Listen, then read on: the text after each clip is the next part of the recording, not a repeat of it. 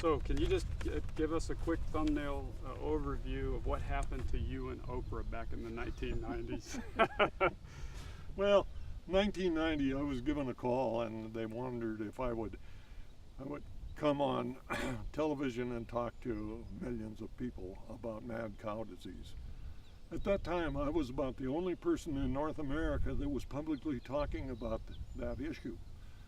Well, I knew that there was a law in the books. It was called the Food Disparagement Law. So the first thing I did is I picked up the phone, I called a lawyer friend of mine, and she said, you know, it's pretty straightforward.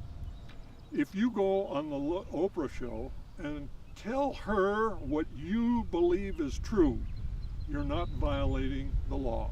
So I go on the show, I'm talking to Oprah. We have a guy from the National Cattlemen's Beef Association sitting on one side of me. We have a guy from the university system that's a specialist on mad cow disease on the other side. All I tried to do was introduce a little realism in what was going on, telling people what was happening in the production, that we were grinding up cows and feeding them to cows. Oprah, hearing that, she's beside herself and she says, that just stops me cold. I will never again eat a burger. Well, the cattlemen in Texas did me a favor. They sued Oprah, Harpo Production, and myself for $180 million. They could have got a '64 Ford Taurus from me. That's what I had. But Oprah, she had $180 million and decided that she was going to fight. We were in court for almost 6 years. We won 4 times. And finally, the case was dismissed with prejudice, which meant they could not refile it. Never, never sue one of the richest women in the world. That's Oprah. Never sue one of the poorest advocates in the world. That's me.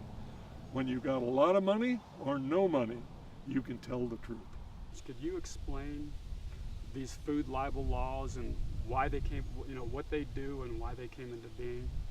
Well, the libel laws are very simple. They wanted to scare the media, and the media looked at it and said, well, we got 2 choices. We can talk about a forest fire, or we can talk about the health of our food.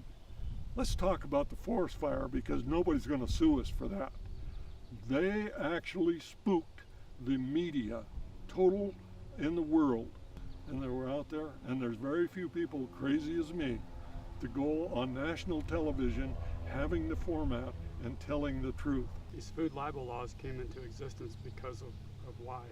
Well, it came into existence because people were starting to tell the American consumer about what was happening to their food, what was going into it, the chemicals they're on. Do you realize that the law that was on the books when Oprah and I did the show in 1990, if we'd have said exactly the same thing with the law that's on the books right now of the Patriot Act, we would be guilty.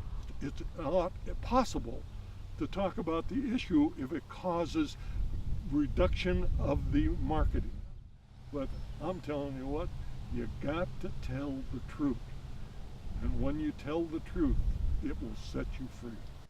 What are some of the problems of modern agriculture, you know, with regard to chemicals, GMOs, the environment, all of that?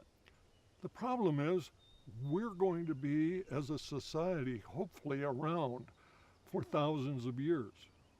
That out there, that's the environment. That's what we're going to feed our children and grandchildren with.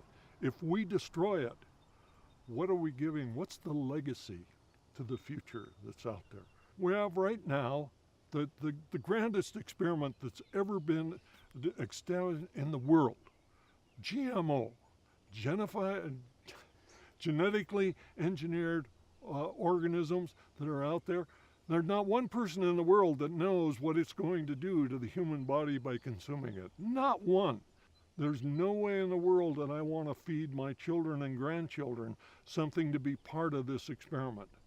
Just because it makes money for some large corporation, that's not a good enough reason for me to test my health on it. GMO, my answer is no.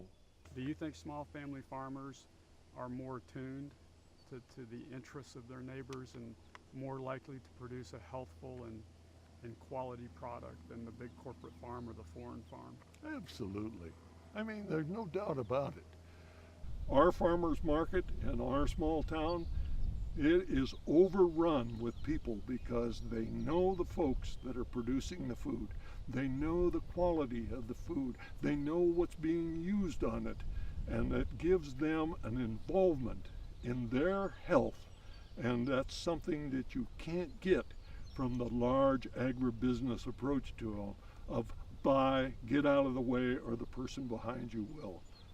Small agriculture will be the salvation, if there is going to be one, from the United States of America.